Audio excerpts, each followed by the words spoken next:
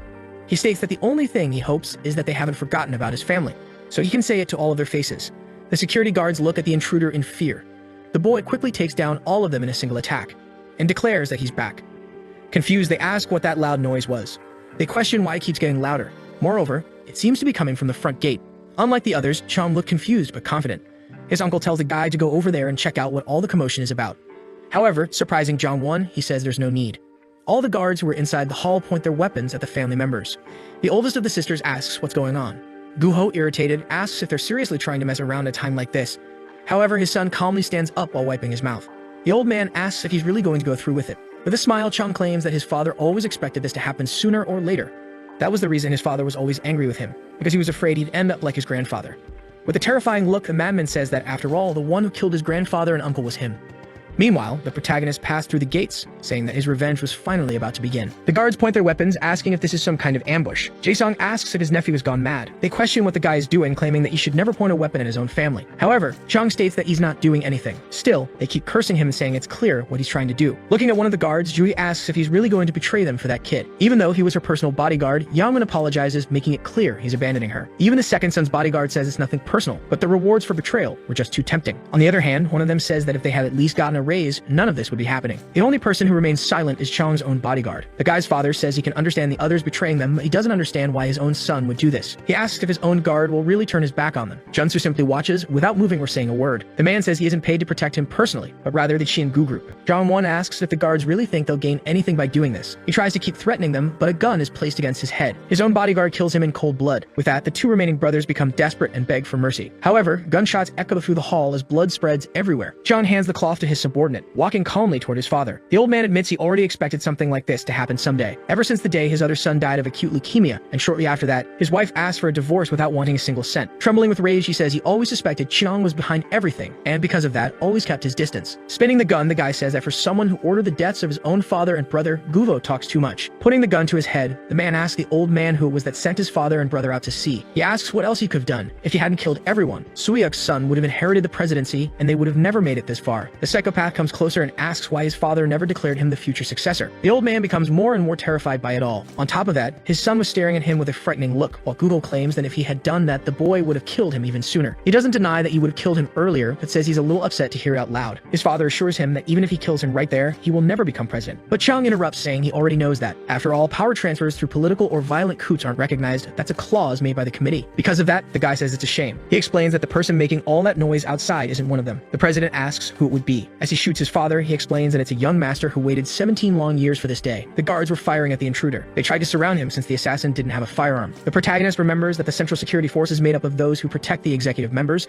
so they hold high-ranking positions. Therefore, he assumes the bodyguards will be much stronger than the ones before. He stops running for a moment. Changing the direction of his charge, the boy says this won't be a problem. He starts moving toward the enemies in a zigzag pattern to dodge the bullets. Using one of the guards' bodies as a shield, desperately the man begs them not to shoot since he'll get hit. But the guards don't care and open fire. Leaving one of the security men terrified, his weapon is cut in half. In an instant, Taha is able to defeat them all quickly. The leader orders his men to evacuate the president as fast as possible. However, the protagonist throws his dagger at the guy. Still, one guard manages to intercept the blade. A man with glasses asks why they're making all that noise, questioning if they can't do this quietly. 3 department heads show up to try to stop him. That little group is simply ignored as the protagonist kills the others. One of them says he can stop him alone and tells his comrades to stand back. However, even though he's extremely strong, Taha is struggling with the wound he received earlier. With each passing minute, the wound seems to be getting worse. Snapping back to reality, he realizes his opponent's fist is already dangerously close to his face. So, his only option is to block the attack as he's thrown backward. He manages to regain some balance, but unexpectedly, a shadow looms above him. The man asks how he dares attack that place, and worse, gets distracted while invading his territory. However, the protagonist agrees and says it's no time to be distracted by wounds, launching a strike straight at the man's chest, startling his companions as they witness the sudden defeat. Quickly, Taya throws his remaining dagger at the two who are left. Neither of them looked as confident as before. Surprisingly, the intruder had already landed a hit on the man who had defended against his ranged attacks. Sholo can barely keep up with him with his eyes. Grabbing one of the knives he had thrown earlier, the protagonist slices off the head of the last department head. Thanks to that, he had defeated all the outside guards. As he walks toward the entrance, he spots his second dagger, picking it up calmly as if no one else were there. Wiping off the excess blood, he admits it took longer than expected. Even so, the place is eerily quiet. He wonders whether they escaped through a secret passage he didn't know about. Without knowing what awaits him, the boy begins to walk through the house. Finally arriving at the room where everyone was dead and only Chong remained seated amidst the blood, he welcomes him. He also congratulates him for making it that far, asking if he wants to sit down to catch his breath and rest a little. Seeing all that, even a protagonist doesn't quite understand what's going on. Observing Jae-sung's body with a bullet wound in the middle of his forehead. The same goes for his aunt Ju-hui. Even Jong-won had met the same fate. The current president was also dead. Standing up, his cousin says he's in better shape than he expected, claiming that modern assassins should take better care of themselves. Formally greeting him, Chang asks if he recognizes him. On the other hand, the protagonist simply says the man's name and mentions that he's Guho's eldest son. Laughing, the madman says he doesn't remember them being so close that he called his father by his first name. Suspicious, Tayana simply observes that strange behavior. His cousin says he stayed there because he thought it would be disrespectful not to greet him, and also because he needs to explain a few things, informing him that if he doesn't want to sit, they can remain standing, since it won't take long anyway. Chang asks if the boy remembers that day 17 years ago, the day he was rescued by the Italian mafia. Interrupting him, his bodyguard says that the helicopter is ready, saying they should leave soon as it's too dangerous to stay. Annoyed, the guy says he had asked her to only call him once he was done talking. However, Taya is suddenly surprised by something, clearly showing he wasn't expecting that at all, saying he recognizes that voice, the voice of the one who killed his family 17 years ago, remembering the man who pointed a rifle at him and his mother, the person who complained about the early explosions while laughing beneath a mask. Extremely angry, Taha asks if he was that worm. The madman begins trying to hold back his laughter, saying there's not much left to say, telling the protagonist to stop talking to him so casually. After all, it's making him feel like killing him. Charging forward, he dares the guy to try, since his goal from the beginning was to wipe out the whole family. But his cousin starts saying there's a saying that goes, when in Korea, act like a Korean, telling him to change his speech. Annoyed, Taha starts trying to understand what exactly is going on, realizing that Chang knows he survived 17 years ago and also knows about him being a Salerno assassin. He wonders why he waited until his return minus 17 years after the event to make his move. Trying to get the boy's attention, the guy asks him to really listen, saying he's about to begin. Only then does Taha realize that the madman doesn't want to pull off a coup. He wants to blame him for the attack, claiming he led it so that he can successfully take the presidency.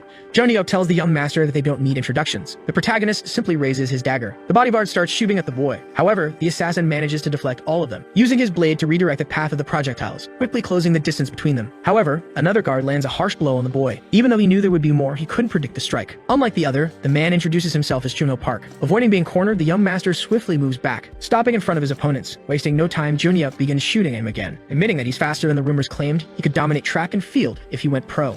His partner blocks the protagonist's escape. Even, he gets a little nervous about the situation. Juno asks if flexibility is the young master's secret to success, quickly launching a frantic series of attacks. Taha realizes they are strong, completely different from the ones he fought outside. However, if it weren't for that injury, he might even be able to fight them without issue. Noticing that Chang seems to have let his guard down, and that this might be the only chance before guard Jumpsuit arrives. Besides, if the woman beside him is Daein, there are 3 guards in the room, yet there were 4 members at the meeting. Unexpectedly, his thoughts are interrupted as Juno prepares to attack him. Thanks to the reflection in his opponent's pupil, Taha identifies the 4th guard. Yaman was holding a sword, preparing to strike him from behind. To the surprise of them both, he vanishes between the two. They can't understand how that's even possible. Kneeling on the ground, the protagonist realizes this must be the last one. The guy complains about being reflected, blaming Juno, but his companion says that if it were that easy, the boy would already be dead. Reloading his weapons, Jeonhyuk says he can barely imagine the bonus they'll get if they kill that guy. So both he and the guard with glasses use their weapons to shoot at the assassin. Seeing that situation, Chang says out loud that it's hard to follow a fight that involves both range and close combat, noting that they were trained specifically to defeat him, since rumors of his inhuman speed circulated through Interpol. Admitting he even thought about killing him with a bomb, or the story of him dying in a battle would bring him greater fame. Juno positions himself in front of the boy, intending to stop him from escaping. Jeonhyuk says it doesn't matter how fast he is. It's all over now that Taha has been cornered. With that, the guard uses his brass knuckles to try to land a blow. The protagonist didn't have much to do, only watching the attack coming at him. His cousin thanks him for the show while smiling malevolently. After being struck by the enemy's fist, he slammed against the wall, causing it to crack entirely. Flashing back to 4 years ago, Regina was scolding him and asking what the hell that was, saying she told him to take care of the traitor, not use him as paint for the walls. Even she started vomiting upon seeing the scene. Still yelling, the woman says that with his speed, he could have done it silently, recalling the day they saved him. She says she understands his anger, since Lorenzo always treated him well, but killing someone like that will only spark a thirst for revenge. That's why, as his mentor and spokesperson for the Salerno family,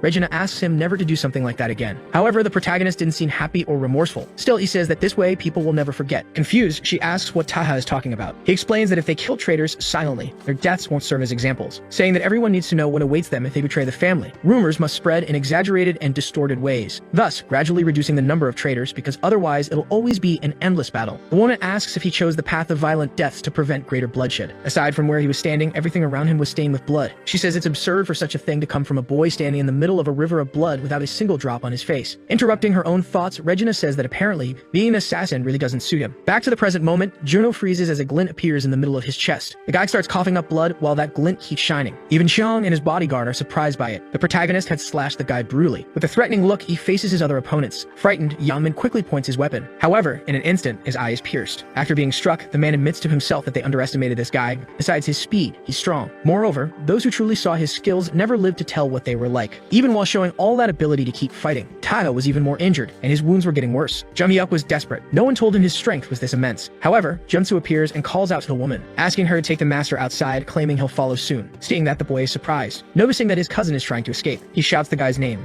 slashing both of Jeonhyuk's weapons and rushing toward the elevator. Xiang leans his head out to see what's happening. With uncontrollable rage, Taeha demands to know where he thinks he's going when their standoff isn't over yet. However, blocking the entrance stood Junsu, who greets the young master. Taeha is surprised to see that the president's bodyguard had arrived. Still, the boy leaps forward, demanding he get out of his way. But surprisingly, the man stops both blades with a single hand. Preparing to punch him, the older man notes that the boy has grown a lot, admitting he's impressed. With that, the man lands several blows all over the protagonist's body. Almost all of Taeha's ribs end up fractured. Consequently, Taeha begins begins to spit blood from all the damage. Crushing the blades with his hand, Junsu declares that, unfortunately, this will be his end. Landing a punch in the same spot, he sends the assassin's body flying. However, the old man is surprised to see that his clothes have been torn. Looking at his subordinate, he orders Jung Hyuk to get up, saying he knows he's fine. Nervously, he admits he thought it was over for him. The old man warns that the building will explode soon, telling him to grab his partner and leave. Lying on the ground was the protagonist, who appeared to be dead. Reaching the rooftop, the president's bodyguard walks toward the helicopter. Jung asks if he completed the job. The man confirms and says he'll blow up the building as soon as they take off. Junsu says he'll handle the preparations for takeoff, but the man tells him to just keep the door open and get them in the air. Putting on his headset, the bodyguard warns that they'll fly straight into the helicopter, so he suggests closing the door. However, the psychopath insists he needs to see it, claiming he waited too long for this moment. With that, the helicopter begins to ascend as Chang stands in front of the door. He calmly watches as he smiles, cursing and saying he always hated that house. As he complains about how annoying and hypocritical his family was, Dylan and Junsu exchange looks. Suddenly, the madman remembers when the protagonist said things weren't over between them. With a grin, he calls him a poor child. After all, he lived for his revenge and ended up facing the same fate. He asks if they knew that the word family comes from the Latin famulus, meaning slave. Holding the detonator in his hands, he asks everyone to witness how he will change Chinku from now on, completely destroying the mansion of those secret meetings. Inside, Taeha was lying on the floor, unconscious. Still dazed, he realizes that the sound is from the helicopter and acknowledges that it's all over. Changing his mind, he declares that there's still time. Meanwhile, Chang watches the explosion. Throwing the detonator down, he says they really wrap things up with a bang. As the protagonist jumps amid the flames, the lunatic says he's going to lie down a bit since it's so hot, ordering his subordinates to head straight to headquarters. But Taeha strikes him with his knife. However, he only manages to hit his calf. His cousin starts screaming in pain. Both guards rise, alarmed by the situation. Furious, his cousin calls him an insect and demands to know what he's doing. The protagonist asks if he really thought he could escape after destroying so many families. Because he's hanging from the knife, his weight causes it to tear Chang's leg even more. As the blood gushes, Taeha says he will kill him no matter what. Diane grabs her weapon and asks her master to step back. However, the lunatic takes the pistol and says he'll do it himself. Pointing the gun at his cousin, Chang asks if he really thinks he's the hero of the story. Insisting that he is the main character, he calls him a thug and tells the boy to die. As he falls, Taeha manages to avoid the fatal shots, though he is hit elsewhere. As a result, he goes into free fall. Immediately after they close the helicopter door, his bodyguard calls the hospital, reporting that they have an emergency. The protagonist was falling from an absurd height. Luckily, he crashes into a tree, slowing his descent. Even so, he hits his back against the wall of the house. Then he lands on a truck,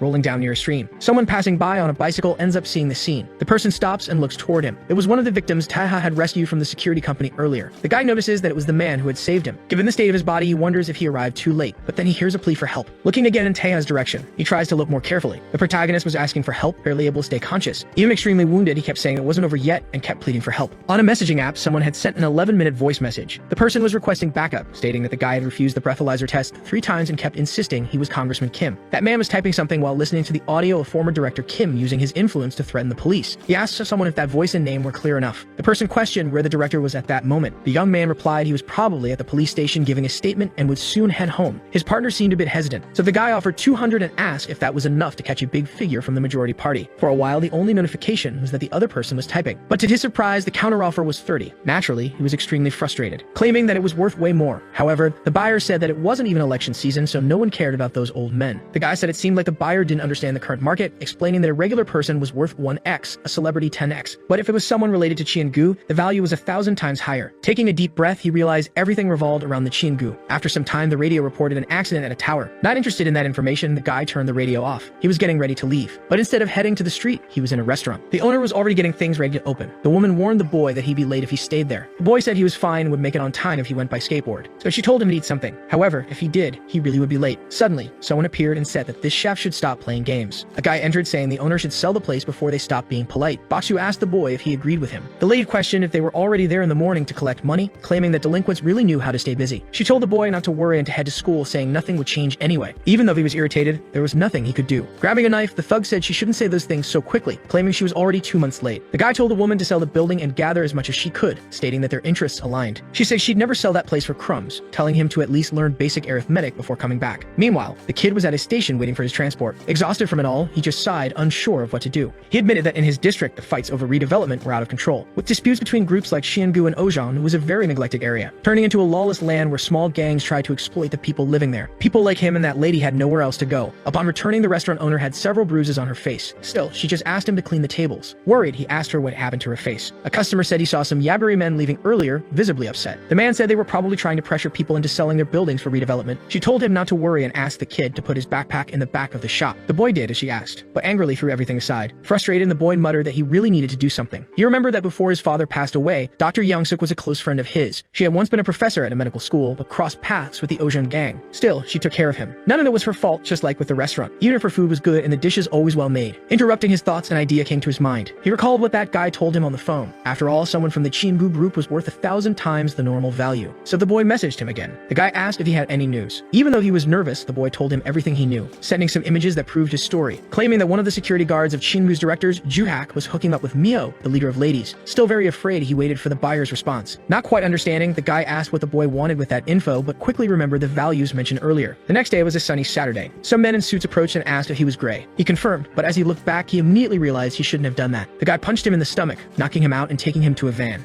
As he was being taken, Gray finally understood why they paid so much. After all, it was just bait. The boy was tied up and sitting inside the security company's office. The leader said that at first he thought he was just an annoying informant, but in reality the kid was very good. He asked where he got those images, wondering if his father had hidden them before dying. The guy asked if the brat was Jingu's son, one of the people who reported Chiengu. Seeing that, Gray gave a slight smile. Taking off his watch, the guy asked if he thought it was funny. Then he punched the boy in the face, asking if that was funny too. Still hitting him, the man asked if he had more files like that one, hurting the boy more and more, throwing him to the ground and cursing him non-stop. Even so, Gray couldn't hold back his laughter and kept laughing. Still laughing, he said the old man looked like a piece of trash he used as a toilet, claiming that if he had more, he would have already sold them. The fat guy ordered his men to bring the hammer. The man threatens to rip out all of the boy's teeth until he understands that this isn't a game. But luckily for him, one of the guards calls the old man. His subordinate reports that a central dispatch order just came in, stating that they need to provide security for an emergency meeting. Standing up, he says that if it's really a level 1 priority, that means they should go right now. So he orders them to tape the boy's mouth and lock him in the room. Kicking him inside, the fat man says he'll be back to finish this later. Inside, there was already an elderly man along with a woman. Still on the floor, he says his father was a fool. Driven by his ridiculous sense of justice, he didn't even try to expose Chiengu. He just died in a car accident with his mother, and instead he should have just gone into hiding to live a peaceful life working for them. No matter how significant the information his father had, as long as he remained defenseless, it would all be in vain. However, they begin to hear the guards asking who that person was. Gunfire and screams suddenly mix together. Even the leader panics, shouting for his men to kill the intruder. Everyone starts to panic, not knowing what's happening. Suddenly, the large door in front of them bursts open. The protagonist hands them a knife and tells them to use it to free themselves and get out of there. Then he assures them that none of the three ever saw him there. They don't fully understand what just happened. They start to leave, thanking him for the help. That's when the boy looked around and behind him one last time. Staring at the bodies, Gray wonders if that man did all of this by himself. Sometime later, he finally returns home. Young-suk asks what happened to his face and where he had been all that time. She gets more and more upset, demanding he explain, but Gray says nothing happened. With a smile, a girl tells her not to worry. The boy heads to his room. The woman watches him, clearly concerned. As soon as he enters his room, he collapses onto the floor. Still shaken, the boy wonders if it was the Ojang gang that sent that man there. After all, they had guns, but even so, he killed them with just 2 knives, as if it didn't matter. While opening his drawer to search for something, the boy keeps wondering if that guy was sent by someone. Closing it, he figures there might be something more behind all of this, suspecting it might be a revenge plot. He remembers the moment the department head mentioned his father, questioning if he had more files related to Chiengu. The boy admits that no matter how important the information is, it's worthless unless you have the power to use it.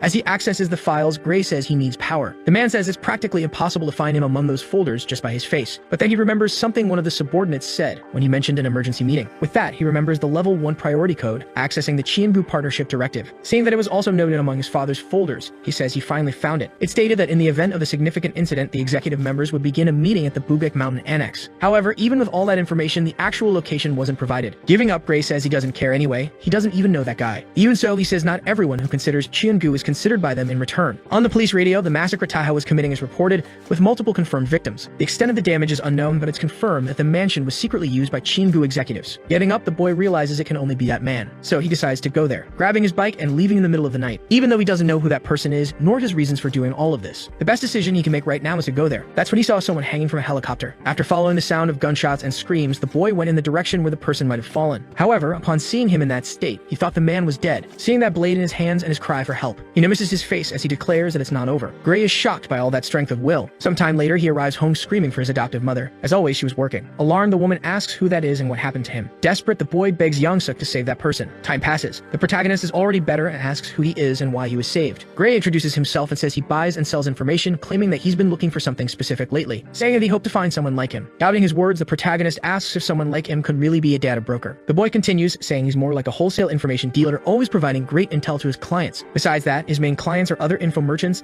and the financial sector of Uedo. He explains that he nearly died after falling into the Chiengu's trap, thinking he was about to meet a fellow informant. Taha asks if the boy was one of the hostages from that day, wondering if he was able to recognize him even after seeing him just once. Gray confirms he did, saying he wants to win an award for the youngest data broker or something like that. With that, the protagonist starts looking around, noticing the things the boy owns. Then he asks how many days he's been there, and the boy tells him it's been 4 days. The man wonders if he really slept that long. Still, he calls for Gray and asks if this supposed broker could find someone for him. But unfortunately, he has to admit he was bluffing, saying it was hard enough just finding him, and he'd need another broker for that. Moreover, finding someone requires a lot of money. And above all, he'd like to ask for something in return for saving him, since he spent a lot on medical expenses. Ignoring all the rest, the protagonist asks if what the boy's trying to say is that he can't find him. Gray asks what the man would do if he couldn't. However, Taeha just turns his back and says it's fine. Grabbing his jacket, he thanks the boy for his help and says he'll erase him once everything's settled. The boy asks if he's really leaving just like that, but the protagonist says he still has matters to take care of. As a final piece of advice, he tells the boy not to interfere or try to stop him, since this won't end with just one kidnapping. Scared, Gray just sits back down in his chair, but soon he smiles, realizing that apparently that's how things work. After leaving the boy's room, he notices a strong smell of pork and wonders if that place is a restaurant. Surprising Taeha, Yongsuk says the boy shouldn't be up yet. She says he was hit by 22 caliber bullets, making it possible to stitch him up, but his fractures aren't kept still. He'll be lost even if a doctor helps him again. Politely thanking her, the protagonist says she must be the doctor who saved him and assures her he'll repay her. But she says she's not a doctor, claiming she owns a gukbap restaurant, and asks him not to come back there if his stitch is open. So the protagonist heads outside. Looking around, he wonders if this is a market. Ignoring these things, Taeha picks up a phone. Answering it, he says it's not his phone. Gray explains his broke, and until it's fixed, he can keep that one. He says there should also be a box in his pocket with earbuds, asking the protagonist to use them. Taking the device, Taeha is surprised by its size. The kid explains about the battery, connection, and mic, also warning that the first button on the shirt is a camera. The protagonist says he was very clear, claiming the boy will die if he gets involved with him. However, to his surprise, the boy asks why he's exterminating the Chienbu family. The kid asks him not to be surprised, after all, even though Korea is a mess, something like that wouldn't go unnoticed. The whole country went into chaos while he was unconscious, with news saying the entire Chienbu family was a victim of terrorism. Taeha asks why the boy wants a favor from him, even knowing that. The kid explains that in that neighborhood there are a lot of power struggles between Ojong and Chiengu to gain redevelopment rights. Besides the two gangs getting closer to that area, there are many other issues making life harder. Even so, since the protagonist's problem seems more urgent, he'll help, but in return, he wants help in the future.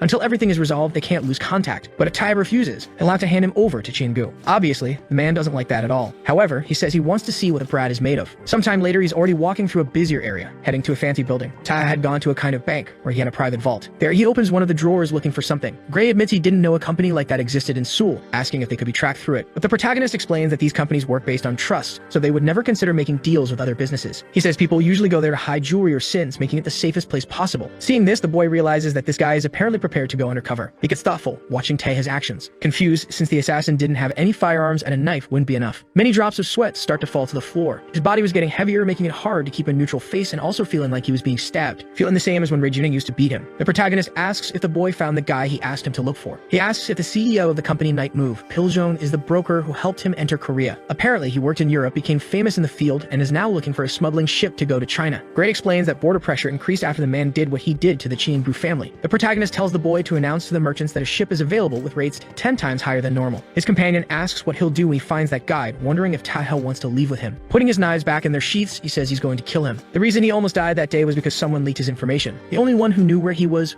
Pil-jong. Coldly, the protagonist says that traitors must die. Later, in a church, he admits he doesn't care if it's a longtime friend or not. A hooded figure enters the chapel. Approaching the confessional, the man calls for the priest and asks if they could talk. Using a specific phrase, each brings water to their own mill. Pil-jong complains about how stuffy that place is, questioning why they're meeting in a sacred location. He says it might not seem like it, but even so, he's a devout Catholic. However, the so-called priest only asks where the money is. The informant reaches into his bag for the money. Showing the 100 million won, the man says it would have been more profitable to exchange that for $10,000. Changing the subject, Pil-jong says he needs to know something. After all, the country is full of frauds like him, so he can't trust the priest. Gray warns that there are many men outside. Suddenly, several people enter holding melee weapons. The man says it's very strange that someone managed to get a ship that not even he, a person who works with information, could find. Claiming that the rule in that line of work is clear. If someone lies, they must pay with their life. Admitting that the protagonist must be ready to face the consequences of his actions. But leaving the man startled, Taeha says he could hardly believe that he wouldn't recognize his own friend's voice. Pil-jong can't believe what he's hearing, saying they had assured him they had killed him. The man quickly realizes there's no point in talking. Even so, he claims he was a fool and should have suspected something as soon as he noticed the password was an Italian expression. Trying to explain himself, his friend says he lost everything because of gambling, ended up in Korea, and racked up massive debts in Chiengu's casinos. As he reaches for his weapon, Pil-jong tries to convince him that he wouldn't have said anything if he'd known they would try to kill him. But before he can finish his sentence, Taeha bursts through the confessional wall and drives a blade through his throat. He panics, trying to stop the bleeding in his neck. The men outside ask what's going on. Through the camera on the protagonist's shirt button, it was possible to see the man's body and all the blood that had spread. Obviously, Gray is terrified. Despite all his injuries, enough to make most people barely able to walk, Taeha was still going to fight. Leaving the booth, the protagonist says that Pil-jong surely ordered them not to bring firearms to avoid conflicts. The psychopath tells everyone to pray before they begin, asking them to inform God that they'll soon be with him, stating that it doesn't matter whether they're hired hands or subordinates of his friend. Gray didn't know what to do seeing all that. The protagonist says that just the fact they're armed with bats and knives is enough for him to consider them a threat to his life. In that case, there's no reason for him to hold back. They ask what that guy can even do with a broken arm. One of them charges to strike, saying that apparently there's money in the confessional. The protagonist simply prepares to take him down. The boy admits that the assassin's broken arm isn't the only issue, as he has fractured ribs and gunshot wounds. However, he moves smoothly as he dodges the attack, and with a single motion he pierces the back of his opponent's neck, already shifting to attack the next one. Again, he dodges the blow while slashing the man's throat. Quickly, he throws a dagger into another man's neck. One of them runs in to try and stab him. However, John Wick uses the sling to immobilize the enemy. In a flash, he lands an elbow strike with his other arm. With that, Taeha had defeated everyone who came at him in an instant. He explains that when someone gains the upper hand in the beginning, it's hard for the opponents to keep their composure.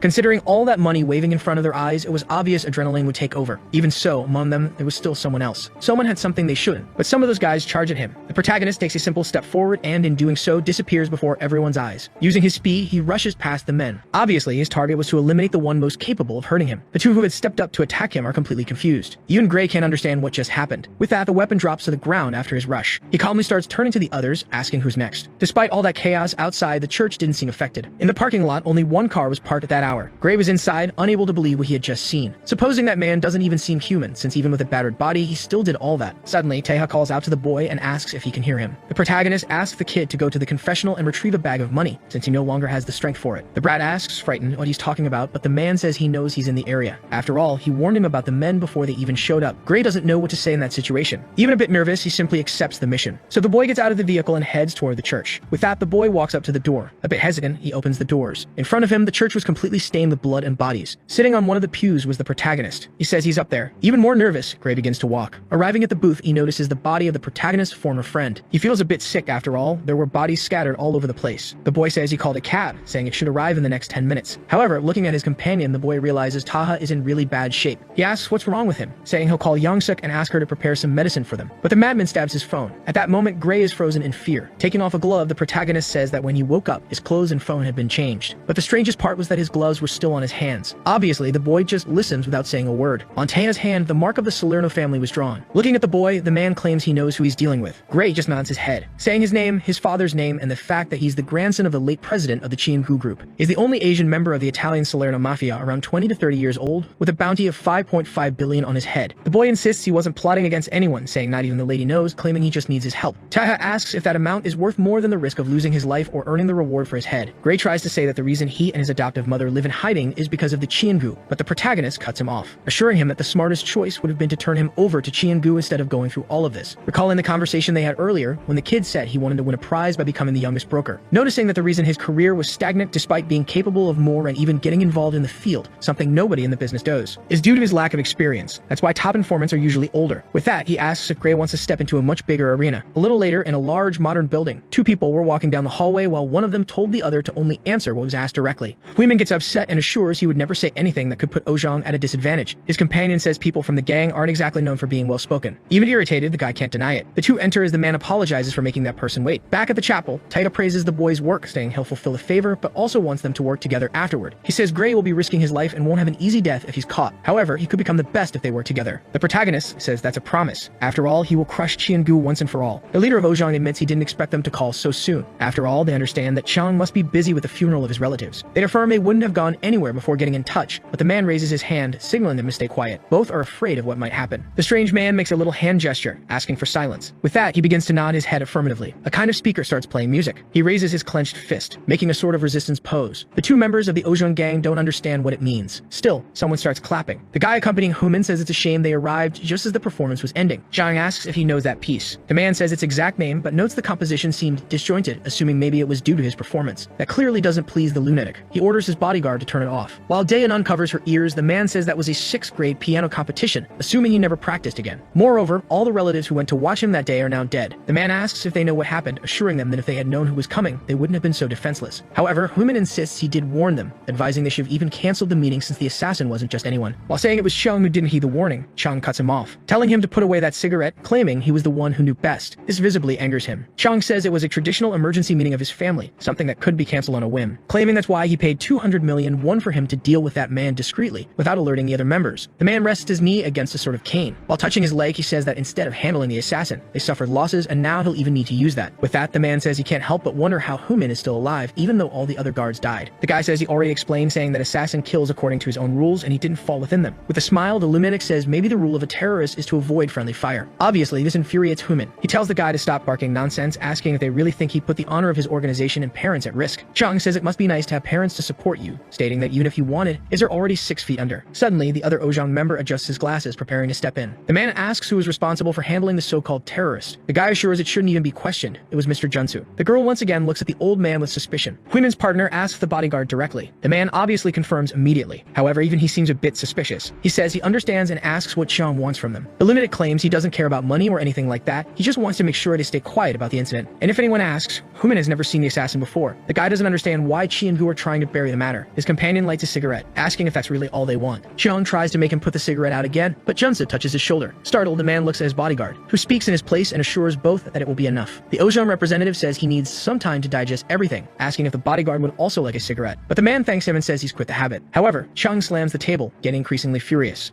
He asks if they're not afraid. After all, he'll be the new president soon, questioning what that old worm is doing. The guy strings together insults and tells that little shit to know his place. Standing up, he says that's what his boss would say, and that's why he's in that seat. Bidding farewell, the man addresses the bodyguard directly, saying they agree to the terms. Throwing the cigarette butt on the floor, the man tells them to have an ashtray next time, and preferably a wet napkin too. With that, the three are left in the room in deafening silence. Chung stays quiet for a few seconds, not saying or doing anything. Huimin says he really is something else. After all, he dismantled all of Chingu's arrogance using only his words. Adjusting his glasses again, he says that's his role there since, apparently, Chung doesn't understand how things work, claiming that the former president truly taught him nothing and deserved his fate for not dealing with that brat sooner. The guy is in disbelief, asking if he's really trying to say that. Calmly, the old man claims the incident was probably a coup planned by Chinom to seize the presidency. The elevator opens and they resume walking, declaring it's essential that they find the assassin who attacked the Chingu group. Huimin tries to say the guy is dead, but his companion assures him that's not true. After all, Junsu is strong but never kills people. At the moment, he asks the old man that he confirmed his suspicions. The guy is even more amazed by all the twists. He declares it's unlikely the man was hired by Chinom, since Junsu lost many men. The assassin was merely used in the end. Huimin says that when he met him, the so-called terrorist said he hadn't been to Korea in a long time, asking if they should try to bring him to their side, maybe even managing to take Chingu down completely. However, the old man says that would be good, but even so, if they find him, they must kill him. The guy can't understand the point of everything earlier. Still, the old man admits what irritates him is the fact that Chung called him thinking Huimin isn't a match for the assassin. That's why next time they meet, he must show them who's boss. Jeppel admits he's not the biggest fan of Ojong, but still hates seeing one of his men get beaten. Back inside, while some ice cubes fall into a container, Chung assures there's one thing he's become very good at. Thanking his father, he asks if either of them wants to guess. The room still had the broken coffee table and both bodyguards remained motionless. Pouring the whiskey into the glass, the man says he's great at picking up on subtle cues. He says that when that old man asked if Taha was really dead, the room felt like everyone was holding their breath. Sitting back on the couch, Chung says his bodyguard assured him he had finished off his cousin. However, Taha jumped and injured his leg. Besides that, his body hasn't been found to this day. Bringing the glass close to his lips, he pauses for a moment. With a terrifying gaze, the man questions if Taha is still alive. Junsu asks if the guy is suggesting that he let the former young master escape. The old man says he was the one who shot the boy from the helicopter. Chung states that if he had done his job properly, that wouldn't have been necessary. The bodyguard admits the boy was stronger than he expected. Furious, he throws his glass at the counter. He says it's time to move on now. As he leaves, the guy says his priority is the council meeting, claiming he needs to win their votes in order to join the committee. The psychopath says that whether Taha is alive or not, the old man cannot betray him, asking President Junsu if he's not right. The old man assures that he never goes back on his promises. They head to the rooftop toward the helicopter. Yaman was already waiting for them. Chung is surprised to see that the guard managed to survive. The guy says this is different from what he was promised, asking to reconsider his transfer. He claims to have served the Chiengu family for a long time, so he shouldn't be reassigned to be just a director's bodyguard. Annoyed, he says if he had known this would happen, he would never have betrayed his former boss. The lunatic approaches and asks who told the guard he could get his ass kicked. Before doing anything, Yaman looks at Dayan. As he simply lowers his head, his boss tells him to be grateful he wasn't discarded after his terrible contributions. Even so, he yells out, calling for Junsu. The old man tells him to stay calm for now, saying he will contact him later. With that, helicopter starts to lift off. Yaman just watches them. Somewhere in a less developed area of the city stood Ms. Young-suk's restaurant. Taga says he now understands why Gray was able to identify him since his late father was a researcher at the company. The boy says that with the tattoo on the back of his hand and the search for the 20-year-old Asian tied to the Chiengu massacre, it all made sense. Assuring it's not so bad, the protagonist compliments him, saying it wasn't bad at all. His adoptive mother says it looks like he has a lot of free time. Young-suk says that for someone from Chiengu to come back for revenge, he must have plans, stating the boy shouldn't just be sitting around chatting. Making Gray spit out his food, he asks if she would betray him just to keep him busy. At that moment, the psychopath mutters to himself that traitors must die. His friend tries to lighten the mood, but the woman says it's only fair. She says there's no way a killer who lived his life for the mafia can easily trust others. However, the protagonist says he was just handling some matters that would be more important in case of emergencies. He asks the lady not to to worry, saying that anyone hated by Qiangu or Ojang is not his enemy. So Taeha goes back to eating calmly. They both realize the assassin is probably saying he could take care of them in the future, in case he's betrayed. Suddenly, those thugs walk into the restaurant complaining about the heat. One of them tells the woman to turn the AC on full blast, asking how she plans to pay her interest if the customers don't stay. Youngsuk says she paid everything and asks why they're causing a scene again. She tells Taeha to come back after lunch in a smoke, also sending Gray off to school. Baksu tells her to leave him alone, assuring that he won't do anything to the two. However, he seems confused and irritated about something. He says he's never seen that boy around there, questioning how someone could end up eating in a place like that. On the other hand, the protagonist is surprised at the size of the radish kimchi. Furious, the guy asks if the brat is choking on the food or something. Standing up, Gray tells the lady he's heading to school. He heads toward the exit while glancing back. He remembers he asked his friend to promise something before listening to his requests. He tells Taha not to kill or do anything like that, begging him not to turn the neighbors against each other. The protagonist asks if the boy thinks he would go after people recklessly, but Gray says that's exactly what he did. Returning to the subject, the guy asks what his request is. His friend reminds him that the 3rd district of Jiangxio is at a stalemate between Xiangu and Ojang. When those disputes were really about to turn into chaos thanks to a local gang, Yaburi, the fight was halted. However, Taeha asks if a small gang really managed to stop a power struggle between Xiangu and Ojang. Gray reiterates that the safety of everyone was ensured by Yaburi. However, they are also buying buildings to create a housing cooperative, so they can negotiate in future cases. The protagonist notes that it seems he disagrees with that. He says that if an agreement with a solution, it would have been done already, stating that the mayor was elected with Ojang's support. Moreover, Youngsuk tried talking to the boss, but apparently she's not worth his time, asking Taeha to speak on her behalf. However, he couldn't kill or irreversibly harm anyone. The protagonist admits that, in his view, they're nothing more than common thugs, but they were able to make the crime leaders back off. He simply stands up thanking the lady. Baksu, annoyed, asks if he's really going to ignore him. He tries to go after the brat, but Youngsuk steps in front of him. The woman says she already asked him not to touch her customers, saying she already paid and asking what the ugly guy is doing there. The guy raises his hand to slap her, asking who she's calling ugly. But Taeha stops the slap using a bowl. So even before Gray walks away from the shop, the three of them go flying through the door. The protagonist follows right behind them. The boy couldn't believe the lunatic did all that in under 10 seconds. Terrified on the ground, Baksu asks if the brat even knows who he is. As he approaches the men, the guy admits mentally that his revenge consists of 30 grand schemes. Even with all the planning, some parts were still uncertain. After all, he hadn't considered that his real enemy would be Chang. Because of that, he considers this a failure, but says he might be able to guess his plan for the future. Since even being of Jin family bloodline, he'll still need to be elected president by the board. So he will use the development of the Jiangsu district to stir up the board,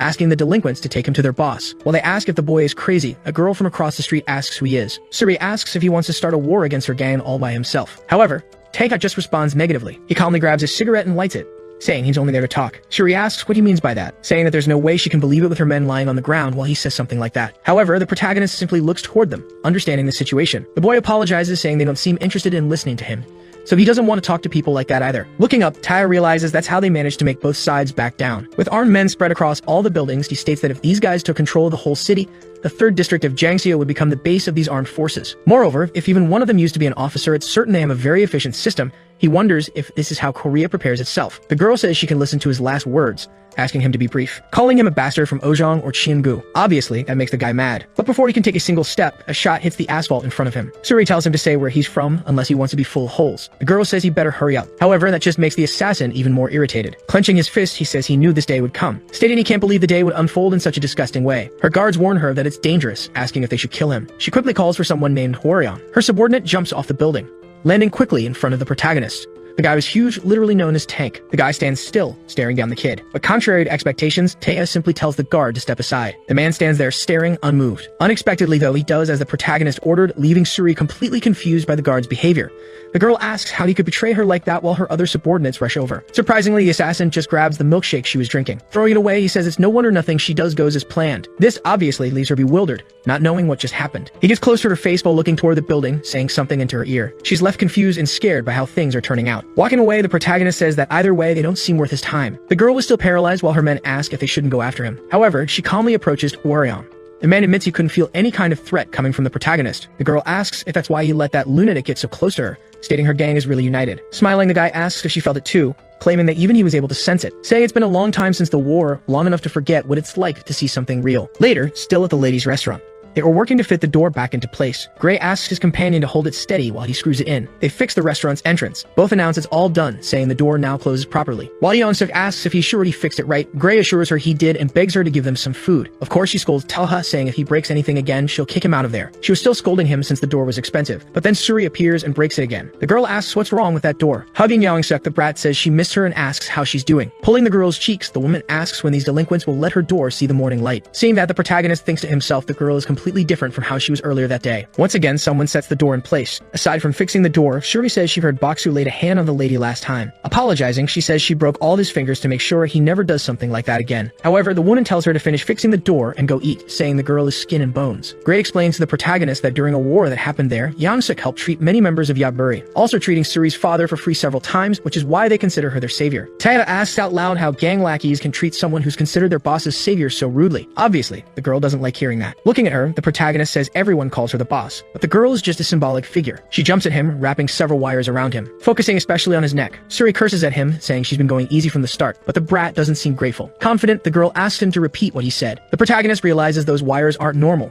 Noticing their tension is different. To her surprise, the guy claims she must know that better than he does, saying that among those men who were positioned inside the buildings when he was there, some seemed to have their weapons aimed at a specific spot. Instead of targeting the intruder, they were aiming at their own boss, saying that while everything externally looks like a stalemate, she acts like nothing more than a puppet controlled from within. At the moment he approached her, the boy asked Suri to meet him at the ladies' restaurant, since there were too many spies there, asking who ordered them to buy the buildings there, wondering if it was Ojang. While the girl pulls the wire tighter, the protagonist claims there's only one last option, asking if it was Chian-gu, but the girl pulls the wire, visibly furious. But to her surprise, all the wires had snapped. With his dagger in hand, Taya says he got his answer. Elsewhere in the city, in a luxurious house, a man was banging on a glass window, begging the director to save him, saying that even with a failed deal with Lebanon, he guarantees he'll raise twice the revenue in 2 months. On the other hand, the director was on the phone asking what happened. The spy says an intruder approached Suri earlier, claiming the boy might have noticed them and asking how he should proceed. A cage begins to open with some feline inside. A hungry lion steps out into the same yard where the man was. Desperate, the guy tells the animal to stay back, begging the director frantically, pleading for another chance. But as expected, the man does nothing, letting the guy be killed and devoured by the beast. In the photo he received, the protagonist's face was fully exposed, making the director find it interesting. In-Q orders them to bring the brat to him, alive. Taya says that apparently the one behind the entire 3rd district was really Chian-gu. Furthermore, the reason the girl hasn't dealt with them is because she's being threatened. Suri starts complaining about who that guy is. After all, he cut through her wires like they were nothing, even though they're her best weapons made of Kevlar fiber. She indirectly questions who he is. The protagonist assures her he's simply the best person in the whole country at killing Chian-gu. That obviously leaves her even more confused. He claims that if Chian-gu is her problem, he supposes he can help her. Gray assures her that she can trust the protagonist. She's surprised when the old lady arrives. Yang-suk also tells Suri she can trust that guy. That shocks her even more, since the woman usually doesn't meddle in anything.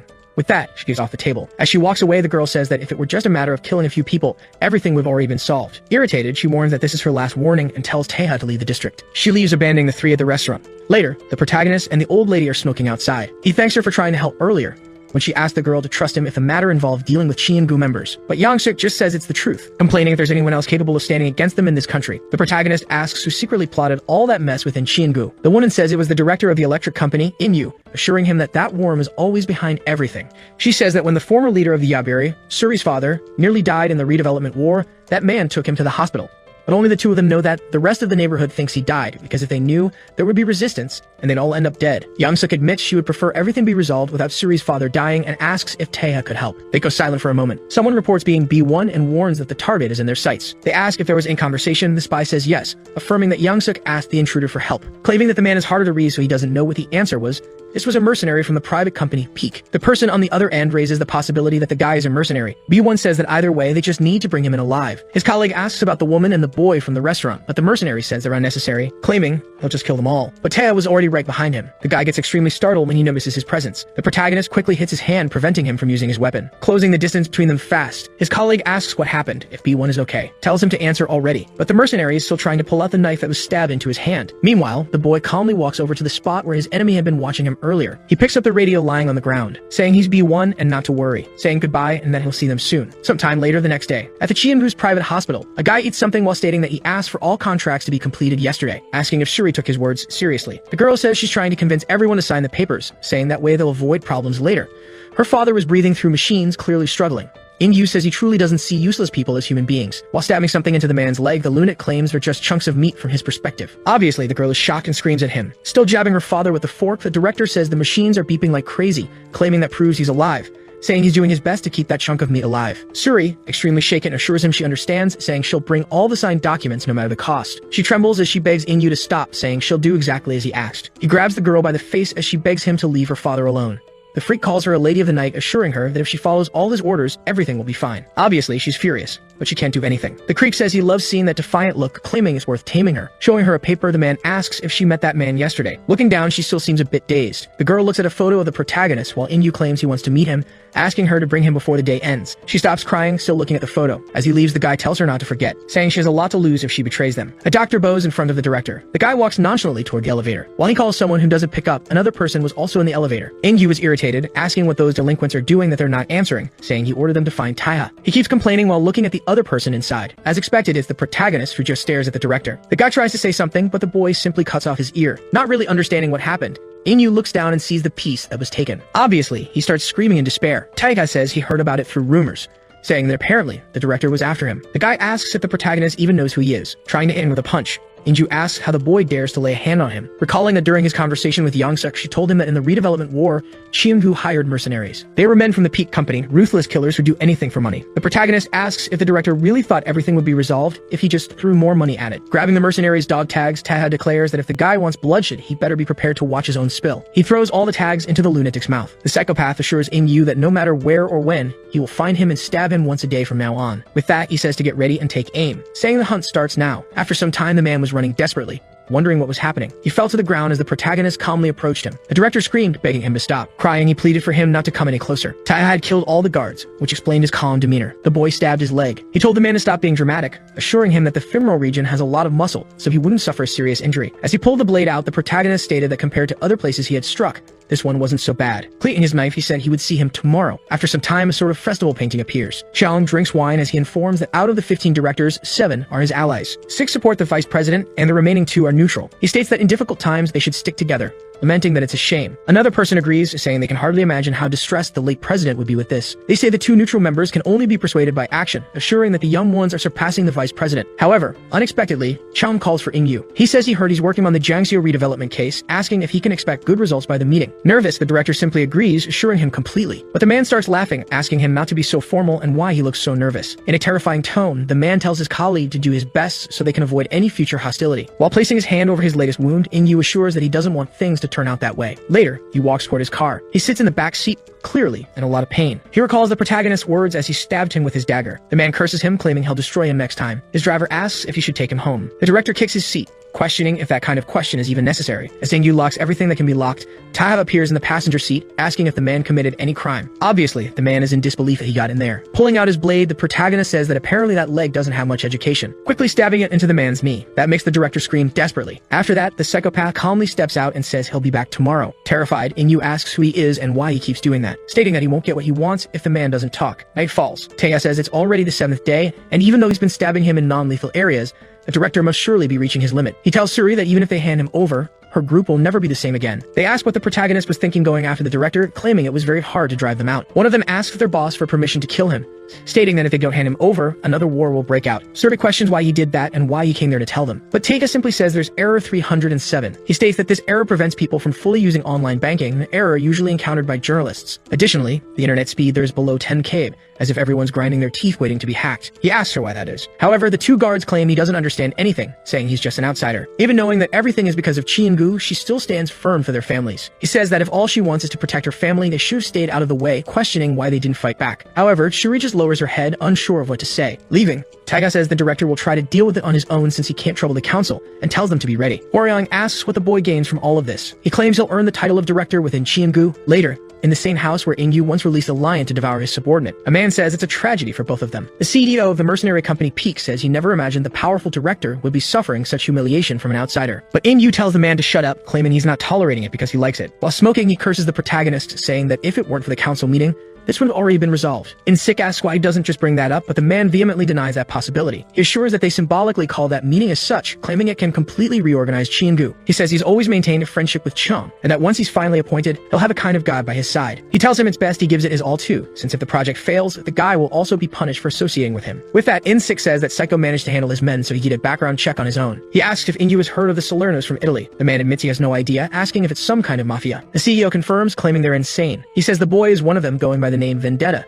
their best executioner. The only thing known is that he's Asian. He states that since he's a senior director at Chi and Gu, He must have a lot of money. In-sik then asks how much he'll need. He says that if a nuclear bomb appeared, they'll need to create one of their own, declaring that someone who can rival him has been summoned to Korea. He says that Jerome is a guy who crossed paths with this vendetta twice and lived to tell the tale. However, the director says he should have found someone the protagonist understands, not someone who just survived. Still, the guy explains that the boy is infamous for chasing a traitor even to the ends of the earth. He tells a story of how once Vendetta went into the Amazon jungle to hunt down a traitor, surviving solely on insects. Ingyu asks if that doesn't just make Jerome good at running, but In-sik replies that if that were the case, he wouldn't have come immediately. The CEO states that the commission is $700,000 upfront, $300,000 later, and another $300,000 as brokerage. He claims it was very hard for him and his men to bring that guy in. The man asks how many men In-sik still has. He assures that if he wants his company involved, a payment will have to be doubled. The director makes a call, ordering them to bring 200 kilograms of cash to the first floor of the basement. With that, the elevator doors open. Something inside glistens in the light. He asks the CEO if it really makes sense to spend $1.3 million to kill one man. Ingyu says that there's 200 kilograms of 50,001 notes there, each weighing about 0.97 grams, affirming the guy can do the math. He assures it's more than enough to retire on, saying they need to have a productive conversation. Someone was observing a blueprint from somewhere. Gray says that it's the blueprint of the director's property, and that he got in touch with a security company and bought the poster. Taeha asks how he managed to buy it. The boy says that except for Chiengu's own insurer,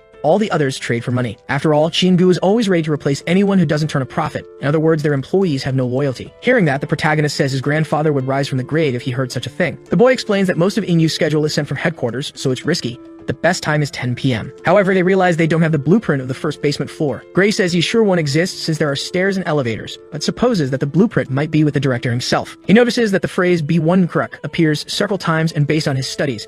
That's some kind of cement used in construction. Since it's highly resistant to moisture, chemicals, and weather, it's used for soundproof walls and even in zoos. Hearing this, the protagonist falls into thought for a moment. Taeha asks the boy to do him a favor. Gray says he's listening. Vendetta gets close to the boy and whispers something in his ear. He asks why all of a sudden, but the protagonist simply says he supposes he'll need it. Gray says he has that at home, but never thought the guy was the type to use those things. However, Taeha claims there's no such thing as a type for that kind of thing, and asks the kid to keep an eye on the CCTV for any intruders. After that, he calmly leaves the restaurant. Someone asks if he's heading out again. Horion asks if the lunatic is going to provoke the director again. The protagonist says it's hard to think someone being stabbed every 24 hours would see that as just a provocation. He says he's been around since the revolution of the 90s, so he knows how to spot real talent. Even so, he'd never heard of him before and asks who the kid is. Taeha asks if it would change anything if the man knew who he was. The big guy seems a bit irritated by this. He warns that if he refuses to explain, he'll be considered a threat to the boss and will have to be eliminated right there. The protagonist just stares indifferently, saying that the man knows his opponent's skills and still wants to fight fair instead of scheming to get an advantage, claiming that apparently he used to be part of the Ojom gang. As he leaves, Vendetta says he trusts his skills too,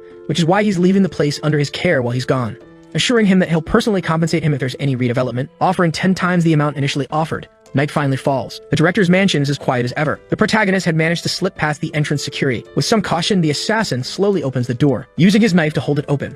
He then begins walking through the rooms looking for his target. Seeing how quiet everything is and the lights all off, Taeha assumes the dear director hasn't returned yet, but then he notices the stairs that Gray suspected led to the first basement floor, wondering if that's the entrance, and so the lunatic simply starts descending the staircase, stopping in front of a glass window that shows a lion's habitat. Suddenly, the door slams shut. Ingyu speaks through a speaker box, saying it's good to see him again. Obviously, Vendetta realizes this is a trap. The director says he suspected from the start that he'd gotten hold of his schedule. After all, the kid always knew when to strike, calling the assassin a disgusting insect. With that, the lion's cage opens. The man says it doesn't matter how skilled the protagonist is with knives, he'll never be able to face two lions. Naturally, the felines begin to roar, showing off their predator nature. Ingyu says he couldn't do anything in the 3rd district because of the Ojong gang, but now he has the perfect excuse, declaring that as he's devoured alive, the place will fall as armed assassins infiltrate, assuring that tonight the boy and all the scum of the 3rd neighborhood will be wiped out. Calling the lions by name, the director orders them to attack.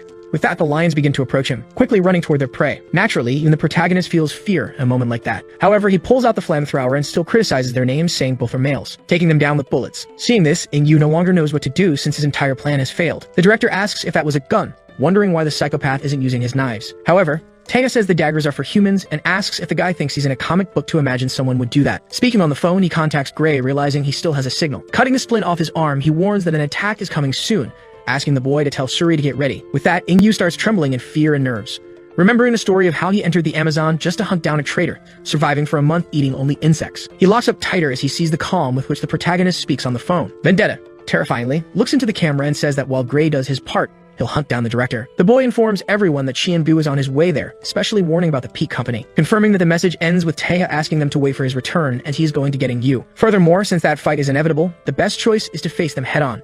If they don't do that, it will be the end of everyone. The Yembura gang members are furious, claiming that the scammer must have run away after causing all that chaos. Gray tries to defend his friend, assuring them that he will return, but the guys tell him to shut up. They say the kid doesn't even know how the last war went, mentioning that children his age died, leaving their parents grieving to this day.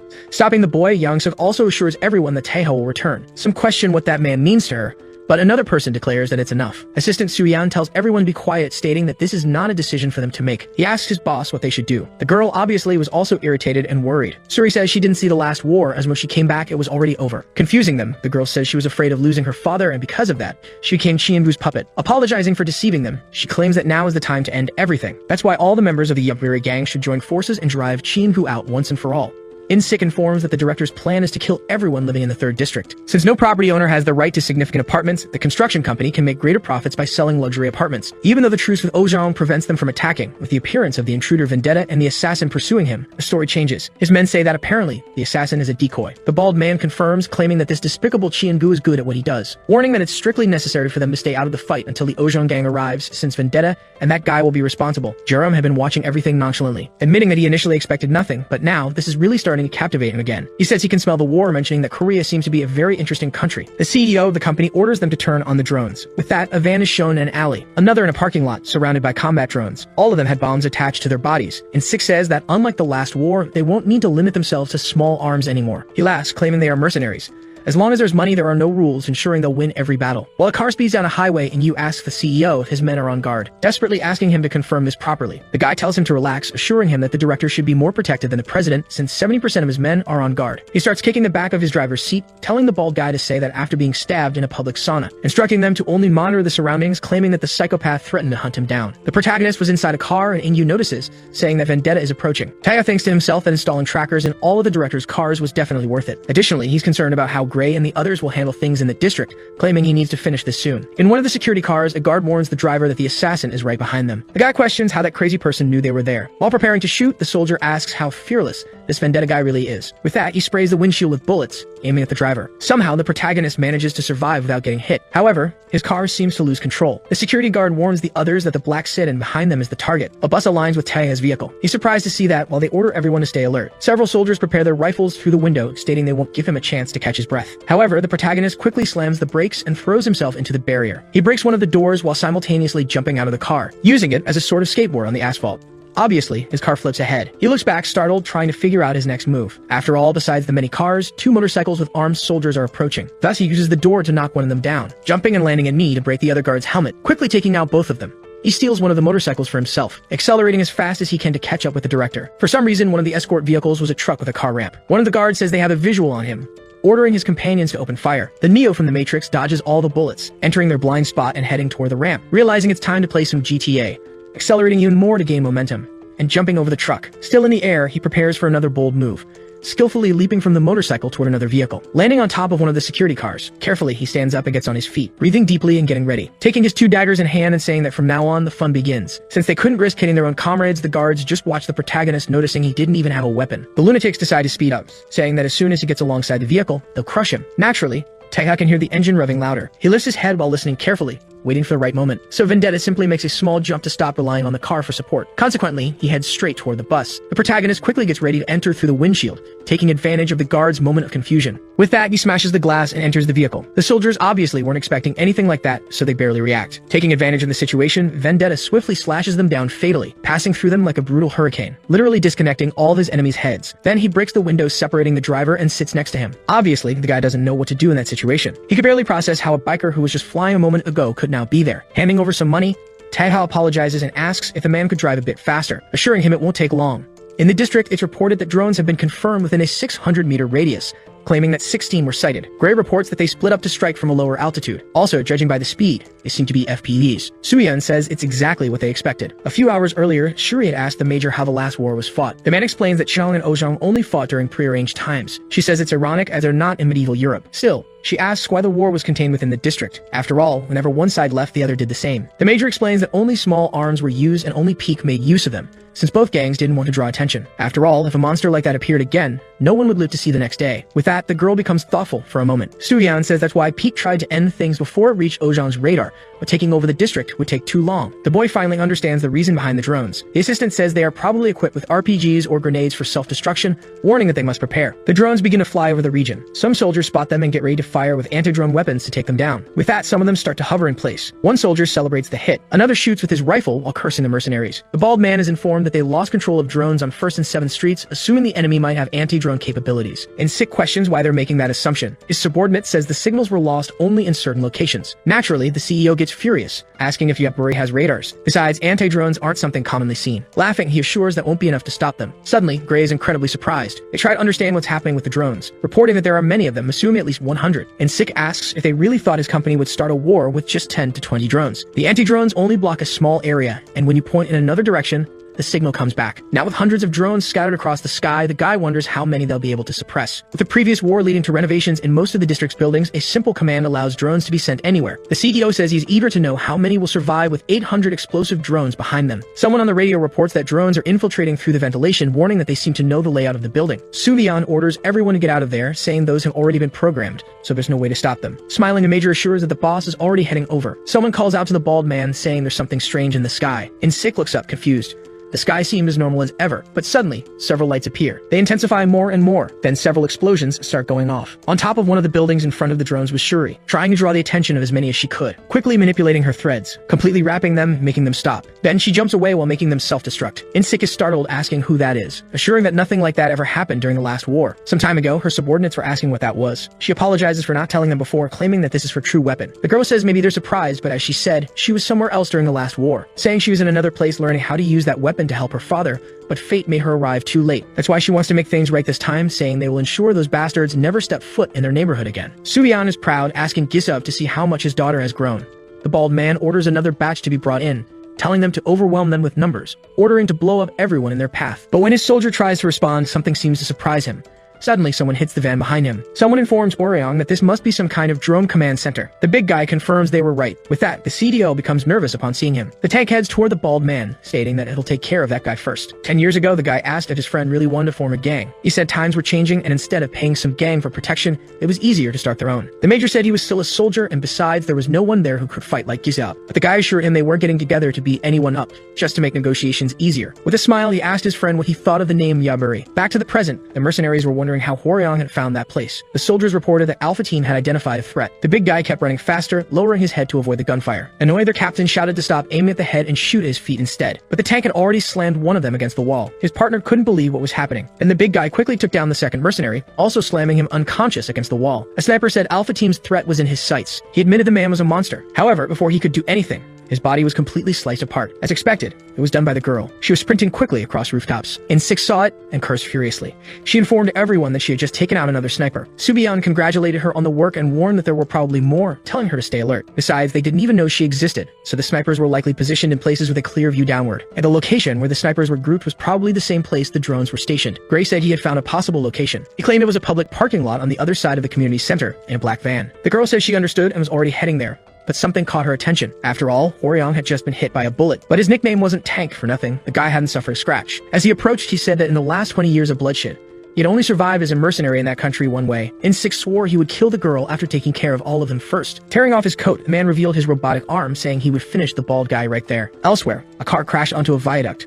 Luckily, it didn't flip over when it hit the road below. The director was on his knees in front of the protagonist, calling him crazy, asking what Vendetta wanted with him and why he was doing all this. However, the man replied he had already said he planned to stab him once a day, and he drove the knife into the man's shoulder. And you asked if Taiho was insane to be doing something like this over such a petty reason. The protagonist pulled out his phone, saying it would be too much trouble to track him down if he went abroad, so he was taking him to the district. But the director insisted it was already too late. He assured him that by now there was nothing left on those streets. He declared that he had ordered his men to exterminate everyone, including children and the elderly, commanding them not to discriminate. He said he had spent more than 100 billion won, asking if the kid had any idea what that meant, saying they were supposed to destroy everything within an hour, using bombs, missiles, or whatever they found necessary. The protagonist said he heard many people died in the last war just for getting caught between the two gangs, claiming that it seemed the guy still didn't understand why he was only coming after him. He stated that no one is deadlier than someone who has lost their family, because people like that have nothing left to lose, so they risk everything without fear. However, there's a group of people even stronger than them, those who have a family to protect. Then the director remembered that day in the hospital. Tega said he was sure the man had also seen the eyes of someone who would do anything to protect their family, with a pain that tears through their lungs, a fury that destroys their hearts, all trapped in shallow breaths that promise vengeance. People like that are strong, and one of the ones who made them that way was none other than the director himself. So if the protagonist told him to shut up and follow him silently. But Inju asked if the kid really thought things like family and revenge were stronger than money. Back to Hworyong's fight, the mercenary admitted he'd never imagined the guy was an ex-Ojong, the 16th in command of the gang during the last war. Dodging bullets, the big guy said that was in the past. Swinging his axe, Insik told his opponent not to belittle himself,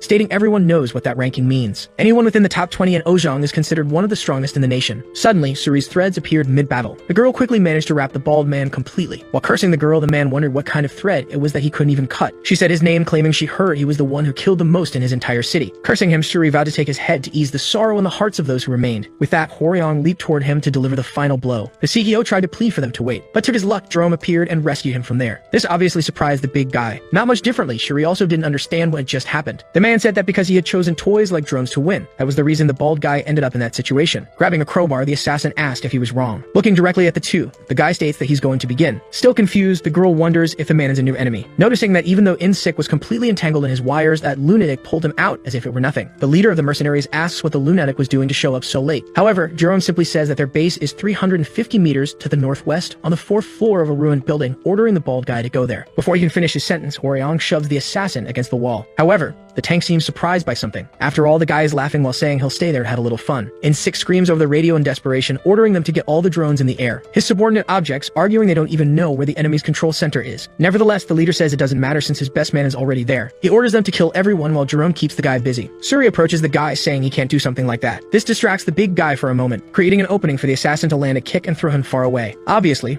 Hworyong struggles to stop himself. Annoyed, he admits he didn't expect the guy to be able to throw 120 kilograms so far, noticing from his form that's not even his full strength. The big guy acknowledges that this man is truly promising. The girl calls out to her friend, but he asks his boss not to worry, stating that he'll take care of things there. The girl says she'll handle the drones, asking him to take the man down and bring him to the base. She says it's an order telling the guy to finish things there in the next 5 minutes, because if the peaks arrive first, it's over. However, Hworyong becomes extremely frightened by something. After all, Jerome appears next to the girl, asking if she's already leaving. He asked her to stay a little longer, claiming it'll be more fun that way. However, the big guy appears ready to punch him, landing a strong blow on the assassin, sending him flying. The guy once again asks her to leave it to him, assuring her that he'll catch up soon. The girl simply nods.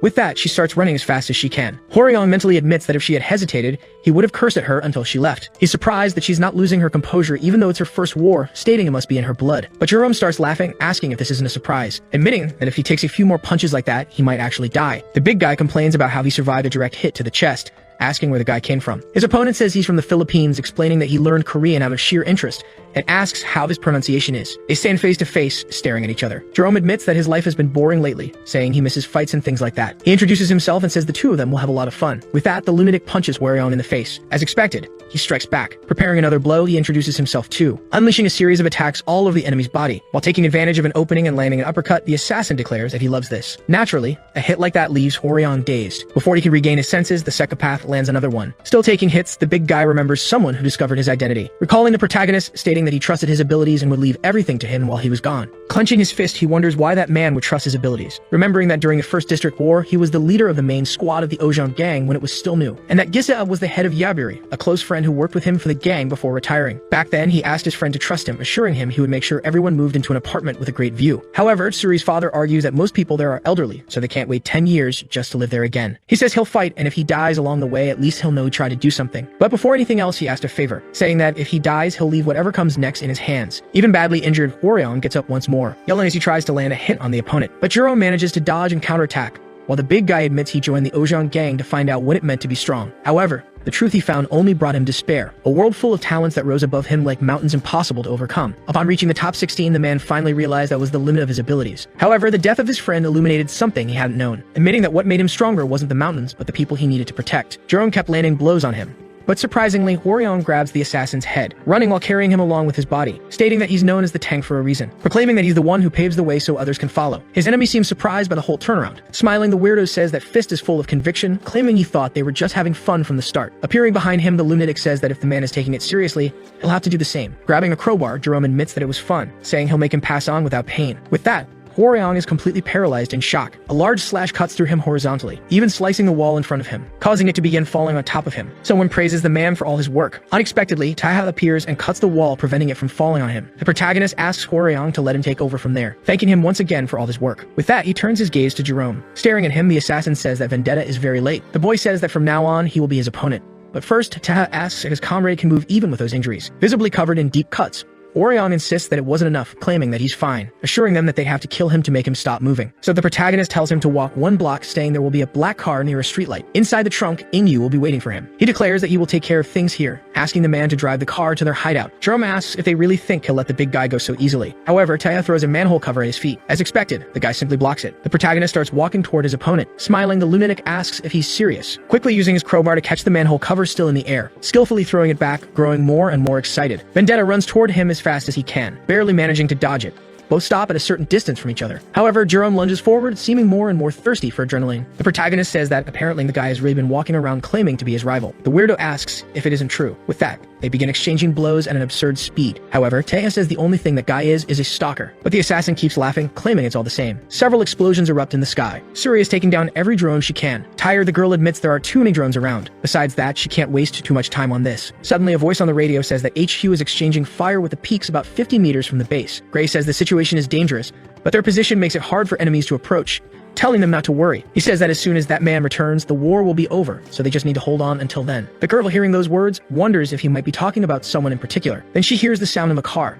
Inside the trunk was the director. Even incredibly injured, Hwoarang had gone there to retrieve him. Obviously, the man was increasingly afraid of what fate had in store for him. The big guy grabs him by the face like a doll. He wonders if the way to end the war is to smash that worm's skull right then and there. However, if that man loses, Shuri won't be able to face Jerome alone, so he considers it might be better to ask the Ojong for help. With that, he starts squeezing Inyu's face tighter and tighter, saying to himself that this is the one responsible for everything, and after his death, Peek and Jerome will have to retreat. However, Taha and his opponent pass by above him, still fighting. The assassin was blocking the protagonist's blades. Both start clashing their weapons again, face to face, staring each other down once more. They exchange another flurry of blows. Vendetta manages to land a kick to his enemy's stomach, sending him flying. The guy uses his crowbar as leverage to stop.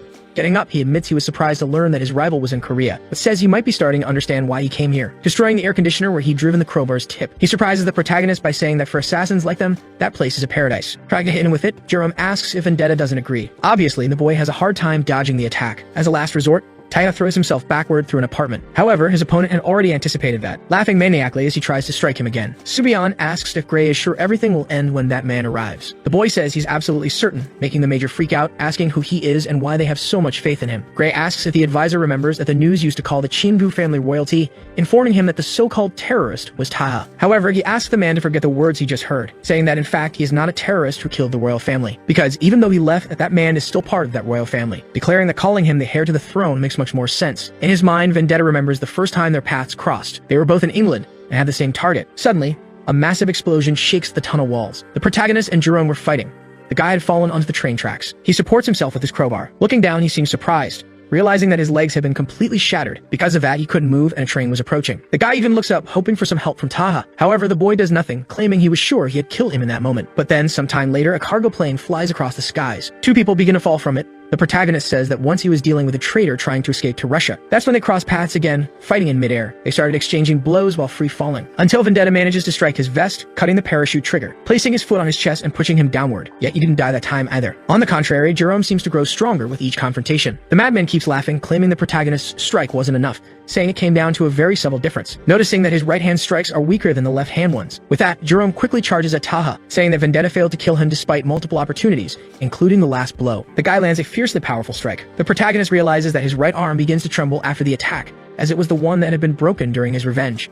Taking advantage of that brief distraction, the lunatic appears behind him, questioning whether someone of his caliber really hurt his arm. The boy manages to dodge the strike, while his opponent says that after his brief experience in that country, he can even understand him. Jerome says it would be madness to assume that place isn't filled with great fighters after they created a lawless environment by killing the president. He claims that even so, the best among them all is still Vendetta, since the only one to push him to the brink of death and make him stronger every time is him. The guy starts cutting the water tank with the tip of his crowbar, tearing a large gash into its structure, throwing that chunk at his opponent. Taya doesn't have time to react. The assassin jumps, preparing for the finishing blow while exploiting his enemy's vulnerability, landing an incredibly powerful strike, raising a cloud of smoke. He lands calmly on the ground. But to his surprise, the protagonist wasn't there. Wondering how the boy managed to escape that, he begins to tremble with rage, claiming he clearly saw him being hit, realizing that he can vanish from sight easily. He blocks one of the daggers his opponent threw. Jerome declares that Vendetta has failed once again and missed another chance. However, the protagonist cuts him off, assuring that this time he'll make sure it's over. As the blade finally hits the ground, Taha was already standing in front of his opponent. The guy couldn't understand what had just happened, asking if his rival had always been this fast. The assassin Vendetta delivers a slash that cuts everything around him in half. Taha says he's just like him, stating that he too breathed through death, finishing his rival right then and there. Meanwhile, Shuri was desperately running across rooftops. She says that according to the radio, this is the last batch of drones, stating she needs to take them out as quickly as possible and return to base. The girl is confused upon seeing two men carrying a body. One of them notices her presence. Frozen, she wonders if those are more enemies.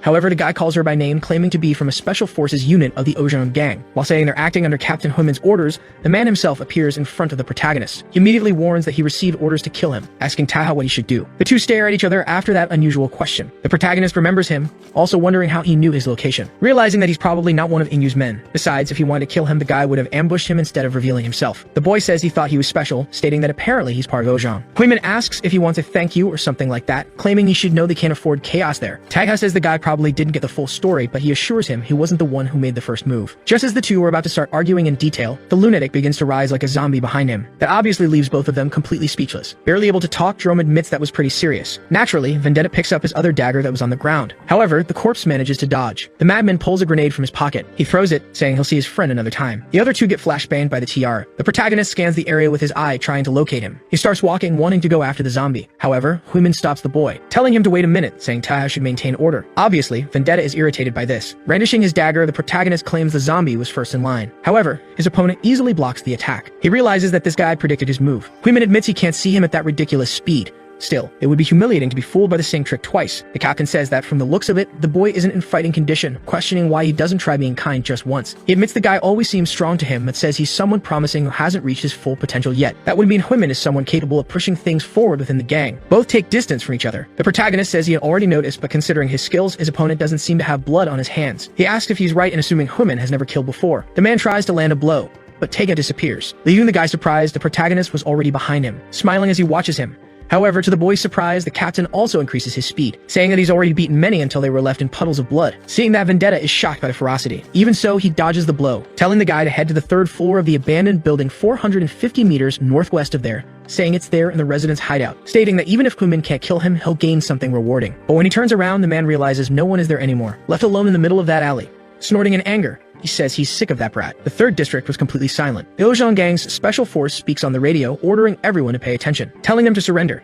If they don't, his squad will destroy each of them. The announcement is repeated once more as Insik hides to avoid getting shot. He curses as he sees his soldiers dead on the stairs. The guy complains, wondering if the Ojong gang also planted spies there, just like they did. Greg remained hidden in another room, asking if the major was okay and begging him not to pass out. Even struggling to breathe, Suyan tells the boy to speak more quietly, saying they can't let their locations be discovered. Over the radio, it said that they found two individuals in the hideout. However, there were many soldiers in surrounding buildings, making the area dangerous. His subordinate asks why they don't retreat, assuring him they'll be tough with Ojong there. But Insik tells them to shut up. Obviously, the mercenary leader could only think about the money, saying that opportunities like this only come once in a lifetime. The major speaks to the bald man, saying it seems he really wants to go all the way. The guy claims that if they manage to kill Giziab, Jerome will handle the rest. But that's only if they wrap things up there. He goes on saying he'll kill the leader of Yabure with his own hands, but Hand silently approaches him. Freezing him in fear, the person covers his mouth. It was Quarion, questioning if he really just declared that their lives were worth 10 billion won. Turning quickly, the bald guy says the man must be nothing more than a walking corpse by now. But the big man steps back, saying he'll make him spit out every drop of blood, swearing it's for all the ones he killed, landing a punch right in the center of his chest, making the mercenary leader vomit a massive amount of blood. The force of the blow is so strong it sends him flying out of the building. The mercenaries in the building across the street are frightened by that, but before they can do anything, some wires appear. With that, they start getting strangled. As she leaps, Shuri easily decapitates them. Meanwhile, Insik had died from the fall. While running, the girl realizes everything is finally over. After that, 5 minutes pass. Huimin had finally arrived at the building the protagonist had told him about. Upon entering one of the rooms, the guy asks what that is. At an improvised table, Taya asks the man to join them. The boy makes an observation, saying that at that table sits the representative of the 3rd District, a representative from the Chiengu Ingyu, and finally a spokesperson from the Ojong gang, stating that apparently all the key parties are present. The protagonist announces that they are now officially going to negotiate the redevelopment rights of the district, claiming that everyone should walk away happy. Still in the Yaburi base building, someone tells their boss that they don't know how to say it, stating that they weren't tricked. They say they don't feel like the right person to speak there and ask if the sir could help. As someone approaches, the guy asks the old man not to grumble so much. He takes a deep breath after hanging up the phone and grabs a cigarette. With that, Taha offers his lighter, saying it must be hard working until that hour. Huiman says it seems the kid has started carrying his own cigarettes. The protagonist asks if the guy still hasn't gotten over it, wondering if he wants one in return, but he just refuses. The captain admits he wasn't confident in his victory during the last fight, saying that'll be the case for many of his future battles. However, he states that if he gets the chance to fight 3 more times, he guarantees he'll win. The boy simply watches him in silence. Annoying the guy, Vendetta says it's a shame he only has one life. With that, one of them finishes smoking their cigarette. As the protagonist walks away, Huiman asks how he can still be alive and well after facing Junsu. He says he won't tell him anything right there, declaring that, like it or not, the guy will know everything the next time they meet. The captain smiles, saying the brat never gives straight answers, saying he wants to see if Taeha will act that way with a man who's about to arrive. After some time back at the abandoned building, Huiman returns accompanied by 2 more men, including Jaepil. As they enter, Hworyong promptly bows, greeting them, introducing himself as the former leader of Group B from the Incheon branch, saying he's sorry for making the vice president come all the way there. The older man says it's been a while since he last saw him, noticing the man has some injuries. However, the guy says that fortunately he's not having trouble moving. Jaepil says that apparently he is the problematic one here, asking him to stop the formalities. After all, Hworyong isn't part of the gang anymore, telling him not to bow so easily to others, saying he didn't let him leave so peacefully just to be greeted like that. Even Huiman notices the strange tension. The big man admits it's already surprising to see the 7th, but he never imagined seeing the second-in-command show up there. He was the one who turned the gang into an organization incorporated into the political system. When he was appointed vice president, it caused quite a stir. Admitting that the guy always led them toward victory, where violence is not an option, he supposes that's even more troublesome than Chiengu. Everyone goes silent as they hear his footsteps approaching. Jaepil introduces himself and says that before they begin, there are some matters he'd like to address. Ingyu was still tied up, muttering non-stop. The man demands that they untie the director, saying he refuses to negotiate anything until then. Unlike Shuri, who is furious, the protagonist simply says that man is a criminal who violated the agreement. Taha was about to say something else, but the old man orders him to shut up. He claims the boy is an outsider who shouldn't even be there, warning that one more word and he'll leave. So the boy has no choice but to remain silent. The man once again demands they release the director, while Huiman seems pleased with his superior's stance. Since he couldn't speak, the boy just nods to the girl. She does as she was asked. Jaepil says there's a car waiting for him outside, ordering the guy to go first. Ingyu begins to leave, assuring them he'll repay his debt, telling everyone to wait, promising he'll make sure their deaths are as painless as possible. Suri obviously was furious about all of it. The girl asks what the old man's problem is, saying he was going to be betrayed by the manager and still did that. However, Jaepil asks how the bitch expects him to believe everything they said. That leaves her even more confused and outraged, asking how could she possibly know whether it was truly a breach of contract or just some internal dispute between the two. She slams the table, stating that the director kept her father hostage, the man who was almost killed by their 3rd best subordinate. Looking at the protagonist, the man asks if it wasn't him who stabbed Ingyu at the hospital. That of course leaves her speechless. He states that even if the director was threatening her people, it still wouldn't justify a war. So after they provoked and threatened that man with an outsider, it's his duty to hold both parties responsible for breaking the contract. After that, Jaepil asks if they have any strong evidence to contradict him. Clearly, the protagonist was dying to kill them. On the other hand, Shuri says that in that case, they're no longer interested in negotiating with the Ojum gang. The man says that decision is no longer in the girl's hands since they accepted the terms of the agreement, but violated them. The representative announces that within 24 hours they will send a proposal, informing them that they'll have another 24 hours to respond. With that, the 3 of them leave normally. Suri kicks the table, extremely irritated. Trembling, the girl says she couldn't even say everything she wanted to, declaring that Jaepil never intended to negotiate from the start. Taena simply agrees with her. She also suspects that there's a spy among them, since the old man already knew everything before even arriving there. The girl looks at the protagonist, asking if at least everything is going according to plan. He says yes, praising her work. Meanwhile, the members of Ojong head toward the car. Surprisingly, the older man says that Huiman should go separately, claiming he doesn't offer careers to cowards who hide at the first sign of defeat. But obviously, the captain doesn't like that, saying he explained exactly what was going on, declaring that he's still young and asks what was expected of him. However, Jaepil doesn't care and continues on his way. Yet someone intercepts their car. As expected, it was the protagonist. The car slowly approaches him. Cracking the window open a bit, Jaepil asks what he wants. The boy says that since both gangs are now part of a larger power structure, it's important they don't cross certain lines. Therefore, if they lose the director who was just released, and since Chiemgu recently lost its president, they'll become more vulnerable, weakening the agreement between them, especially if the person and motive behind the disappearance remain a mystery. Stating that for someone who claimed he didn't need to negotiate with a stranger, he now has excellent reasons to at least discuss this. At that moment, Jaepil remembers what was said in the meeting. Recalling Hworyong, the man realizes that he wasn't waiting for him, but was waiting for the director's release. The old man admits that he expected the boy to come after him, but now that he realizes the kid isn't as foolish as he thought, he doesn't know what to think anymore. The old man completely changes his demeanor, saying there's a seat available and asks if the boy would like to join him. However, the protagonist says they're not that familiar with each other, claiming they just need to settle things in a simple way. Jeppel assures him that he wouldn't set a trap this late in the game, saying he just knows a great cigar lounge. Taya says that only makes things worse, since he's extremely picky about his cigars. The man says he heard that he was away from Korea for a while and asks where the protagonist has been living. The boy says he was in Italy. The old man says that even though he's not too familiar with them, the place he's talking about also has cigars, trying to remember the name. Before the man can even finish his sentence, the guy gets in the car, saying he should have mentioned that from the start. Jeppel is a bit surprised by the assassin's reaction. He knows that Seoul's speed limit is 31 miles per hour, but Taeda tells him not to worry and just to hurry. After that, they arrive at the place. A white-haired man approaches them. He says these are the cigars the gentleman usually smokes. Additionally, he brought the ones he had ordered. The man says he'll enjoy them as always. The waiter wishes them a good time. However, before he leaves, Taeha calls him, asking if they have matches. The waiter says yes and asks if he should bring them. It was a high-end place with incredibly expensive drinks. The boy says that isn't a typical cigar made with a Kentucky blend appreciated by workers as well as other social classes, characterized by its considerable length, which is sometimes cut in half to be shared with partners. Handing a piece to Jeppel, he explains that's why it was named the friendship cigar. A bit surprised, the man takes it, saying it takes about half an hour to an hour to smoke a whole cigar, realizing Taeha only wants a 15-minute talk. With that, both remain silent for a moment. The old man admits that the cigar isn't bad. He also confesses that he doesn't care what happens to the 3rd district, as topics like that don't interest him. That's why he reveals the real reason he showed up there. First, Huimin still doesn't know how to handle situations like that. Second, he couldn't understand how someone capable of facing Chienbu's royalty ended up in a place like that. The protagonist says he almost died back then, assuring he's only alive because of the people from there. He requests the man to offer guaranteed housing to the citizens until the redevelopment plans are completed, providing the necessary relocation support for a new apartment by Gangnam standards, with no extra fees. Jeppel states that just the construction alone will cost 3 trillion won. If they offer that kind of support, families would earn 10 times the property's value. Taya asks if they're not there to negotiate, as he got the impression the man wanted to know about his plans for Chienbu's future.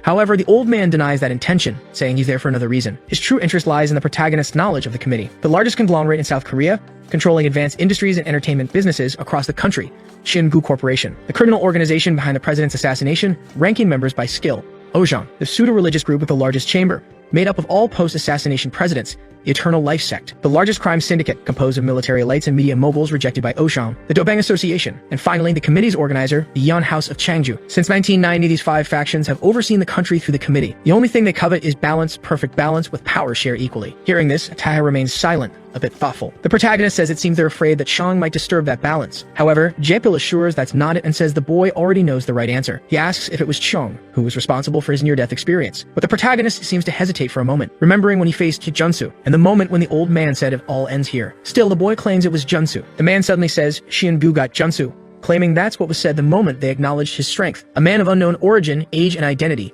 who became the president's bodyguard, saying Xianbu's presidency shines thanks to his light. This man first emerged through a coup, and although he fears believing it, perhaps Junsu is using the organization to feed his ambitions. Taeha asks what the man is looking for by telling him this. Leaning back, Jeppel assures that he must know, declaring he's sure the boy knows what he really wants. The protagonist assumes that maybe this man wants him to kill Chang and Junsu. Standing up, Vendetta thanks him for the cigar, warning that he'll take that as agreement on the district matter. The old man says that if someone outside the committee learns about him, the rule says he must be eliminated. With that, he asks the protagonist not to try running, assuring him that he wants to maintain the connection they have. The boy stops walking, encouraging Jeppel to look to the future and observe the next Chienbu Council meeting. Elsewhere, a fax arrives at an office. This was the 31st floor of Chienbu Electronics. One of the employees asks who could send a fax there, calmly reading the message that had been sent, surprised at what was written.